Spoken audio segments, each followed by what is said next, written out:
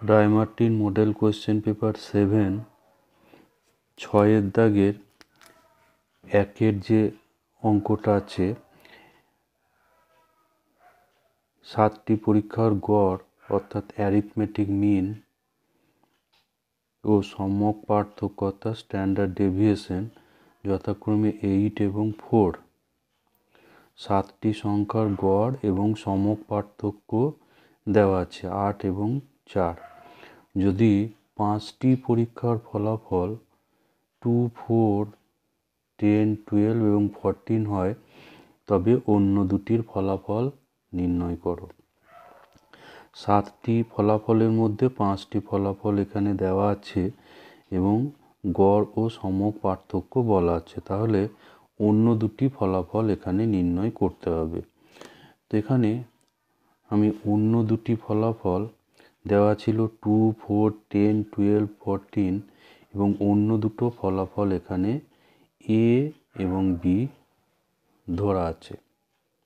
তাহলে যেহেতু গড় বলা আছে এদের গড়, তাহলে এক্স বার হচ্ছে এইগুলো সব এই 7টা সংখ্যার সমষ্টি বাই 7 এক্স বার। যেহেতু এক্স বারের সূত্র আমরা জানি যে x bar equals to sigma x i by sigma f by n, এটা হচ্ছে এক্স বারের ফর্মুলা। তাহলে এই এক্সগুলোর সমষ্টি বাই 7, তো এগুলো যোগ করলে এটা সরল করলে এখানে পাচ্ছি 2, 4, 6, 16, 28 প্লাস 14, 42 আর এ প্লাস বি বাই 7। তো এখানে যেহেতু এক্স বার অর্থাৎ গড় দেওয়া আছে, এটা হচ্ছে গড়।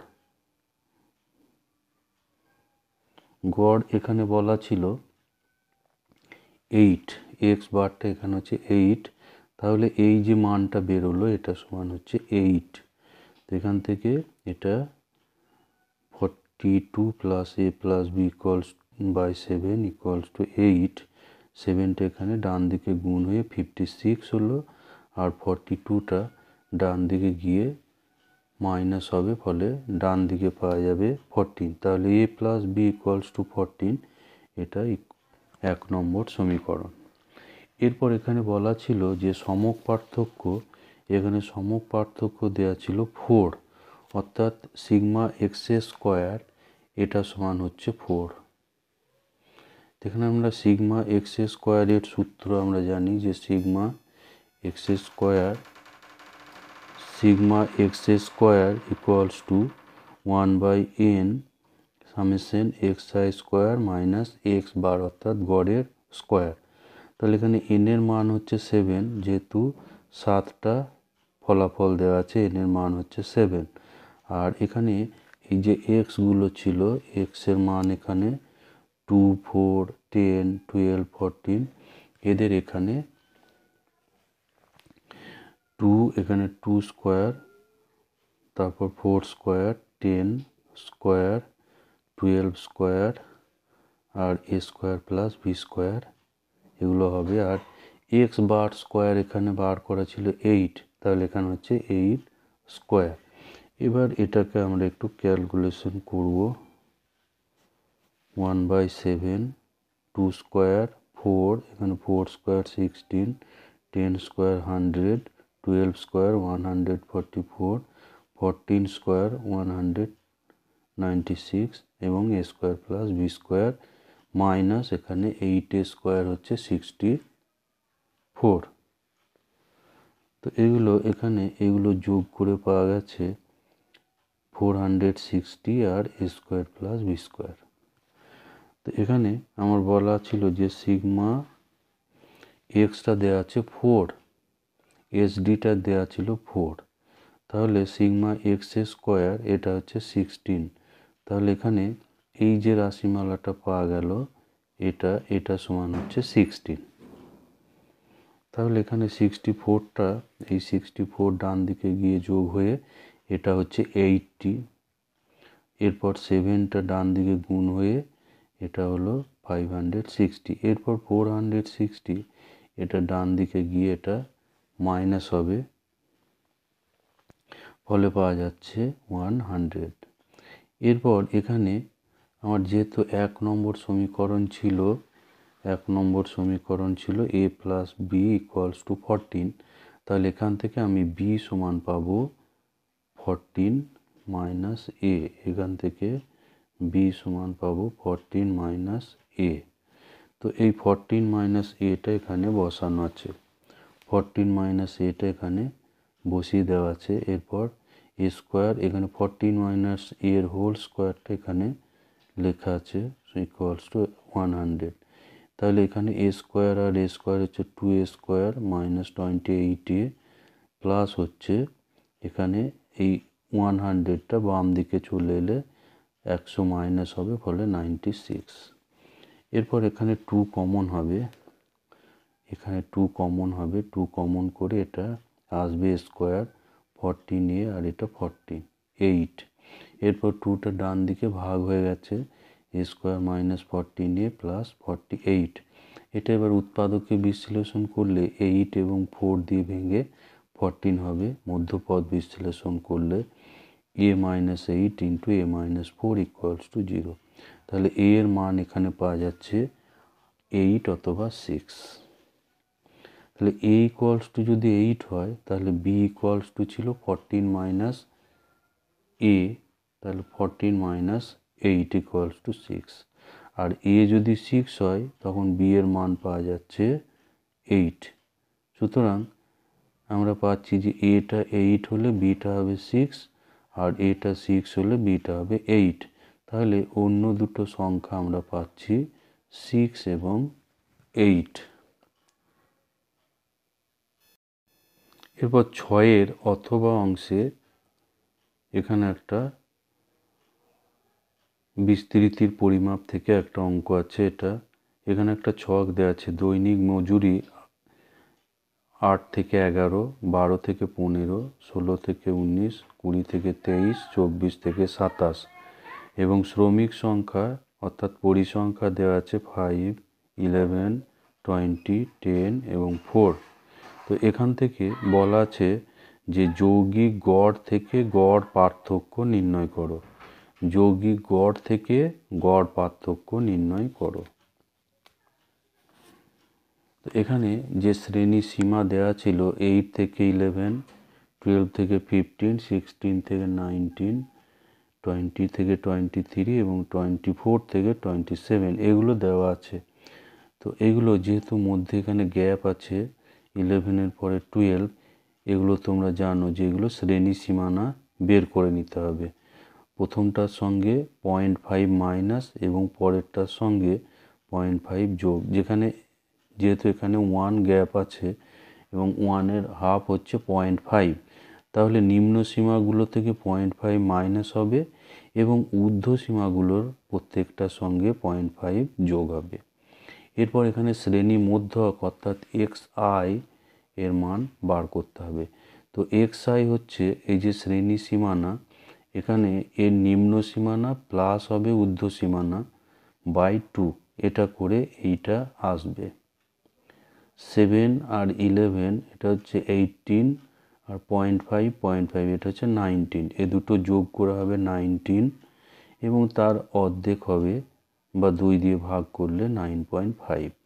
এবার এগুলো এভাবে করা আছে, এই ঊর্ধ্ব সীমা প্লাস নিম্ন সীমা করা আছে, নিম্ন সীমা প্লাস ঊর্ধ্ব সীমা বাই 2 করলে এইগুলো পাওয়া যাবে। আর পরিসংখ্যা তো দেওয়া ছিল 5, 11, 20, 10 এবং 4, এইগুলো যোগ করলে এখানে পাওয়া যাবে 50। তো এখানে আমাকে যৌগিক গড় থেকে গড় পার্থক্য যেহেতু নির্ণয় করতে হবে, সেই জন্য আমাকে প্রথমে যৌগিক গড় নির্ণয় করতে হবে। তো যৌগিক গড়ের যে সূত্র আছে আমরা জানি যে xi equals to summation xi fi by summation fi। সুতরাং xi ইন্টু fi এটাকে নির্ণয় করতে হবে। তো xi ইন্টু fi অর্থাৎ এই দুটো ঘর এখানে গুণ হবে, 9.5 ইন্টু 5 করলে এটা হবে, তারপর 13.5 ইন্টু 11 148.5 হবে, 17.5কে 20 দিয়ে গুণ করে এটা পাওয়া যাবে, আবার 21.5কে 10 দিয়ে গুণ করে এটা পাওয়া যাবে, এর সঙ্গে এটা আছে আর 25.5কে 4 দিয়ে গুণ করে এখানে এটা পাওয়া যাবে। এরপর আমরা গড়টাকে নির্ণয় করে নেব। তো এক্স বার এটা হচ্ছে sigma f i x i by sigma f i. তো এটা এখানে মান বেরিয়েছিল, এই মানটা সিগমা এক্সআই এফআই, অর্থাৎ এইগুলো সব যোগ হবে, এই যোগটা করে পাওয়া গেছে 863। তো এখানে তাহলে মান পাবো যে 863/50, এটা হচ্ছে টোটাল পরিসংখ্যা, মোট পরিসংখ্যা। তাই এইটাকে ভাগ করলে এই মানটা আসবে। এরপর মধ্যমা থেকে গড় পার্থক্য বার করতে হলে মধ্যমা থেকে গড় পার্থক্য তার সূত্র হচ্ছে, তাহলে এইগুলো তার মধ্যমা থেকে গড় পার্থক্যের সূত্রটা প্রথমে খেয়াল করতে হবে। এখানে এক্সআই মাইনাস এক্স বার অর্থাৎ গড় into f i by sigma f i, এটা হচ্ছে মধ্যমা থেকে গড় পার্থক্য। তাহলে আমাকে ছকে আরও বের করতে হবে এক্সআই মাইনাস এক্স বার, অর্থাৎ শ্রেণী মধ্যক থেকে এই গড়গুলোকে মাইনাস করতে হবে। শ্রেণী মধ্যক থেকে গড়গুলো মাইনাস করে তাকে এফআই দিয়ে গুণ করতে হবে। শ্রেণী মধ্যক থেকে গড়গুলো মাইনাস করে তাকে পরিসংখ্যা দিয়ে গুণ করতে হবে। তো এইটা করে এখানে তাহলে এখানে গড় পাওয়া গেছে 17.26। তাহলে এই যে শ্রেণী মধ্যকগুলো আছে, এই মধ্যকগুলোর প্রত্যেকটা থেকে 17.26 বাদ যাবে। অর্থাৎ আমি এই ঘরটা কিভাবে পেলাম সেটা বলছি। এটা যে 9.5,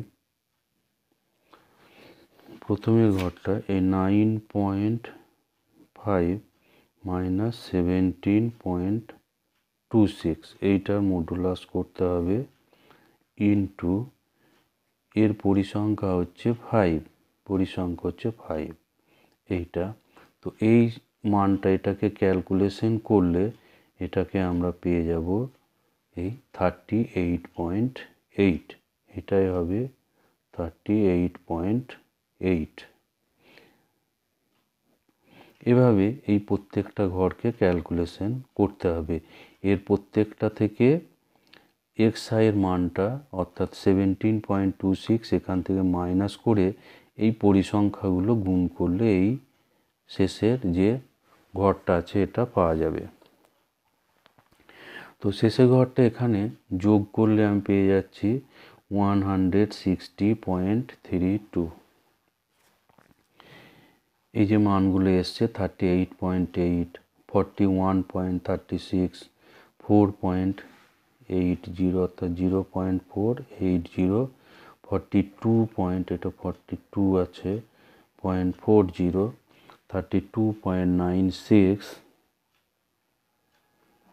32.96, এগুলোকে যোগ করলে পাওয়া যাবে 160.32।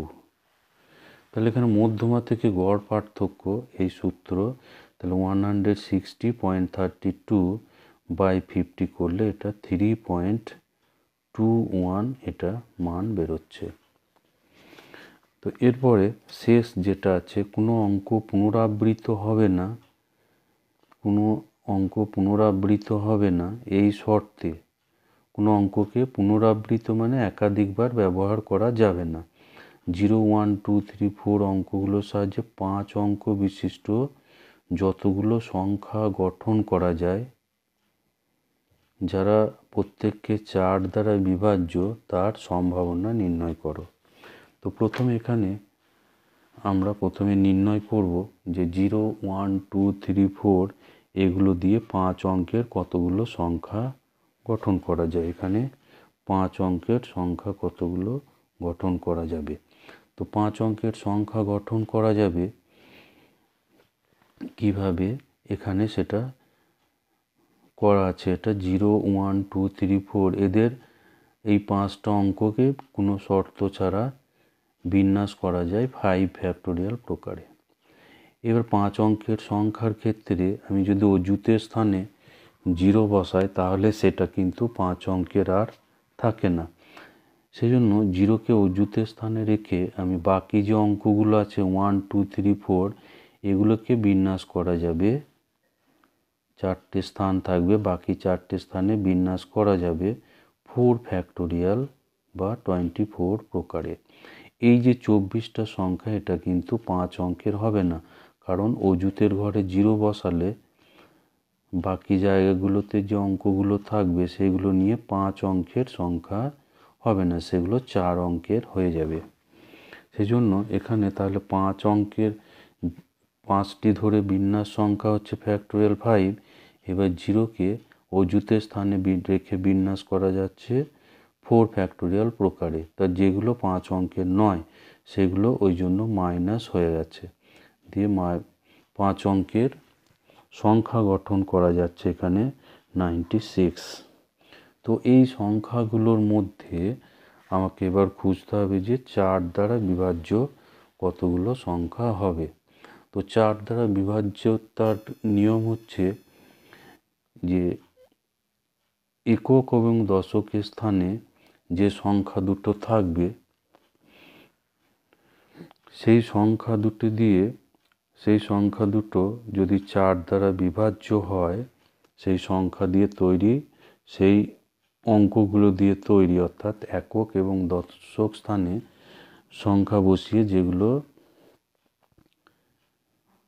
অঙ্ক বসিয়ে যেগুলো 4 দিয়ে বিভাজ্য হবে সেগুলো সেই 5 অঙ্কের সবগুলো 4 দিয়ে বিভাজ্য হবে।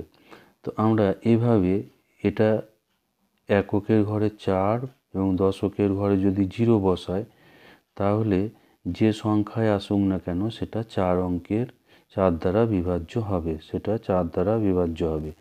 4 দ্বারা বিভাজ্যতার নিয়ম হচ্ছে যে শেষ 2 ঘরে যে সংখ্যা আছে সেটা 4 দিয়ে ভাগ হচ্ছে কিনা। তাহলে 0 4 বসালে এককের ঘরে 4 এবং দশকের ঘরে 0, তাহলে সংখ্যাটা 4 দিয়ে বিভাজ্য হবে। আবার এককের ঘরে 2, দশকের ঘরে 1, অর্থাৎ শেষ 2 ঘরে মিলে যদি 12 তৈরি হয় তাহলেও সংখ্যাটা 4 দ্বারা বিভাজ্য হবে। এভাবে 20, 24, 32, 40 এইগুলো যদি শেষে থাকে কোনো সংখ্যার তাহলে সেই সংখ্যাগুলো 4 দ্বারা বিভাজ্য হয়ে যাবে। তাহলে 4 দ্বারা বিভাজ্য যে সংখ্যাগুলো তার এককের ঘর এবং দশকের ঘরটা কিভাবে হবে সেটা এখানে আবার সাজানো আছে।